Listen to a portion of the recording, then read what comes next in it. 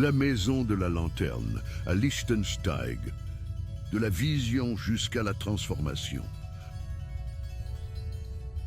Au début de l'année 2000, j'avais 33 ans à l'époque. J'ai eu une vision, ou disons un rêve très particulier, m'a montré des paysages, des situations avec des personnes, et quelque chose qui ressemblait à une grande maison ou à un lieu extraordinaire.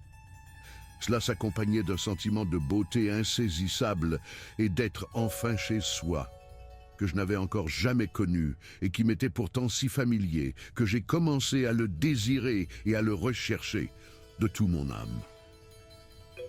Bien que ce genre de rêve vienne sans mode d'emploi et que les pensées rationnelles à ce sujet produisent plus de doute que de courage, je me suis tout de même mise en route, car, à un moment donné, j'ai pris conscience que je n'avais plus rien d'autre que ce désir.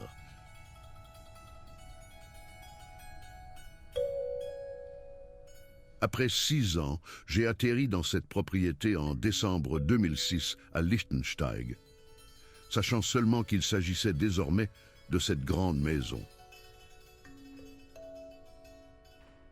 L'idée de base s'est alors cristallisée au cours des premières semaines.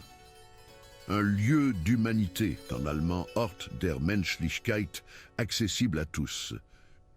Une maison qui représente l'être humain lui-même et qui permet aux habitants et aux visiteurs de se souvenir de leur essence profonde. Une maison qui puisse montrer à chacun sa vérité profonde et universelle. C'est ainsi que j'ai appelé la maison de la lanterne, lieu de l'humanité. La lanterne comme symbole de l'être humain, la lumière intérieure qui rayonne dans le monde et qui, selon les couleurs et les motifs sur la vitre, nous fait voir le monde et l'influence. J'ai réparti la maison en 3 niveaux. Terre, cœur et esprit. Voici l'idée de base. Mais maintenant, il fallait découvrir à quoi devait ressembler concrètement une telle maison, quels espaces se créaient et quelles expériences les gens y faisaient. Pendant 6 ans, jusqu'en 2012, c'était la priorité. Un texte récapitulatif que j'ai écrit après la première année de Maison de la Lanterne témoigne de ce à quoi j'ai été confronté. En rendant ma propre maison, et donc ma sphère privée, publique, et en disant que c'était un lieu d'humanité, en allemand d'un Ort der Menschlichkeit, de nombreuses personnes sont passées.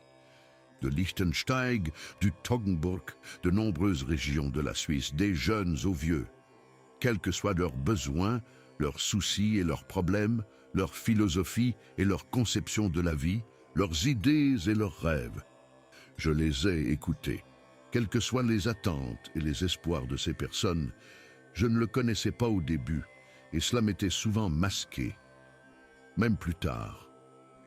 Bien sûr, j'étais conscient qu'en exposant ainsi ma personne et ma vie, ainsi que ma maison privée, je créais une surface idéale pour de nombreuses spéculations et projections. Ce que les gens voyaient et faisaient d'un lieu d'humanité, d'un Ort der Menschlichkeit, je l'ai observé tous les jours pendant la première année. Les personnes qui sont venues ont vu dans ma maison, par exemple, un lieu pour les jeunes en difficulté. J'ai donc accueilli ces jeunes, mais rapidement, ceux qui m'amenaient ces jeunes ont exigé une réglementation, un financement, une autorisation de placement, un concept institutionnel, une supervision psychologique, etc. Ce que j'ai refusé car mon intention était et demeure différente. J'ai donc toujours précisé que c'était un malentendu de croire que le but était de créer une institution, une association ou autre en rapport avec la maison ou la manière dont j'y vis.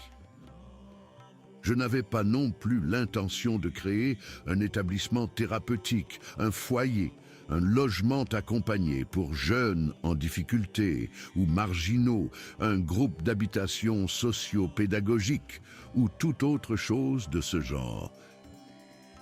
Bien au contraire.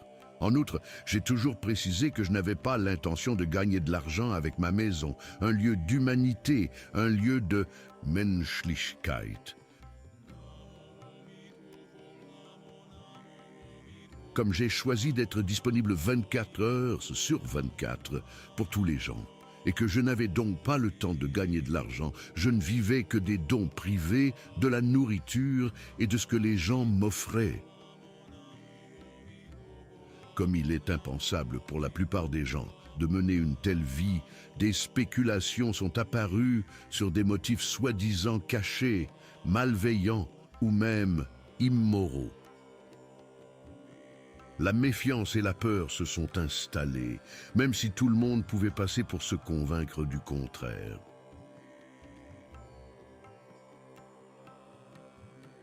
D'autres personnes sont venues, beaucoup de jeunes entre 19 et 35 ans, dont certains s'appelaient « freaks ». Je les ai bien sûr accueillis, eux aussi, et j'ai essayé de leur accorder la même attention que les autres.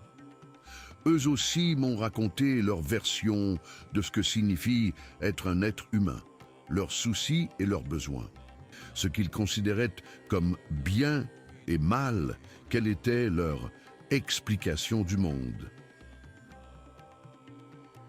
Ils ont commencé à aller et venir chez moi avec une grande facilité. À mon grand étonnement, ils me considéraient comme l'un de leurs semblables, un freak, et ma maison comme une communauté des freaks, ce à quoi elle ressemblait très rapidement. De ce fait, il y avait quelques personnes extérieures qui considéraient ma maison comme une abomination intolérable dans la petite ville, en raison de l'attitude souvent provocatrice de ces personnes. Je n'ai rien pu faire d'autre que de souligner clairement que ces personnes étaient des êtres égaux et que ma maison restait ouverte à tous. Il y avait aussi des personnes qui se disaient guérisseurs spirituels ou thérapeutes.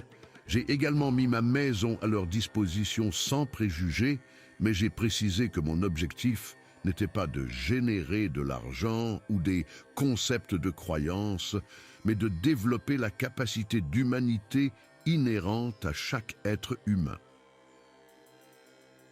Mais là encore, j'ai été confronté à des demandes concernant ma maison qui, si je voulais faire un centre ésotérique New Age, une communauté religieuse, une secte, un culte ou une maison de séminaire spirituel, aurait peut-être un sens, mais comme cela n'a jamais été et n'est pas dans mes intentions, je ne pouvais pas considérer cela pour ma maison. Il y a aussi eu des gens qui ont vu dans ma maison un lieu d'ouverture, d'absence de peur, un lieu de valeur humaine, d'inspiration et de sécurité, un lieu de musique et d'art.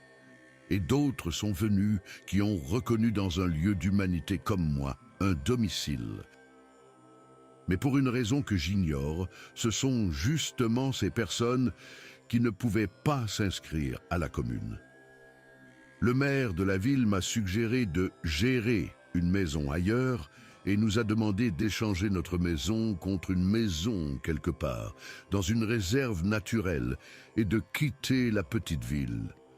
Lui aussi partait apparemment du principe que je voulais exploiter une institution ou quelque chose de similaire. Un concept de gestion de ma maison est la condition requise pour que les gens qui souhaitent vivre chez moi puissent s'inscrire. Le seul concept d'utilisation de la maison est celui de l'habitation. Ceci, je l'ai communiqué au maire de la ville.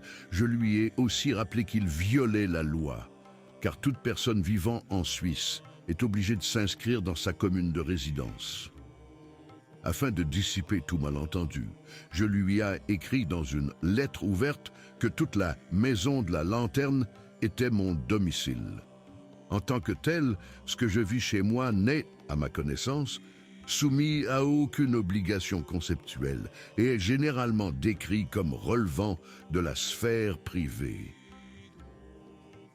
Accueillir des gens chez moi, leur donner à boire et à manger, les écouter sans préjugés et leur consacrer du temps, de l'attention et de la compassion n'est pas non plus impunissable. Il n'existe aucune directive humaine, éthique, sociale, culturelle ou même légale qui m'interdise de faire de mon domicile un lieu d'humanité. Il n'existe pas non plus de directive qui pourrait exiger un cadre institutionnel pour ma vie ou mon domicile. En décembre 2007, le conseil municipal a décidé que les gens pouvaient enfin s'inscrire. Même sans concept. De nombreuses personnes ont exigé des règles, un chef ou un cadre institutionnel pour ma maison. Je devais imposer des règlements aux gens, puis les faire respecter avec discipline et autorité, ne plus permettre à certaines personnes de rester chez moi, interdire la fumée ou l'alcool. Quoi que ce soit que les gens demandaient, ils le demandaient pour ma maison, apparemment sans s'en rendre compte. Cela m'a surtout montré ce qu'ils faisaient de leur être humain et de leur humanité, leur Menschlichkeit. Voilà ce que dit mon texte de la première année. Les années suivantes, les choses se sont un peu calmées. En 2012, j'ai décidé de transformer la maison sur la base de l'expérience acquise au cours des 6 premières années. Cela a nécessité non seulement un soutien financier important de la part de ma famille, sous la forme d'un prêt sans intérêt, mais aussi la dissolution de la communauté. J'étais bien consciente qu'une période de solitude s'ouvrait et que si je transformais la maison, je devais aussi me transformer intérieurement, que ce soit dans ma cave ou dans mon cœur. Depuis le 1er juin 2023, certaines parties du rez-de-chaussée ont été transformées. Le grand salon avec sa cuisine et le petit salon. Ils sont à nouveau accessibles au public pour des visites, des excursions et des événements.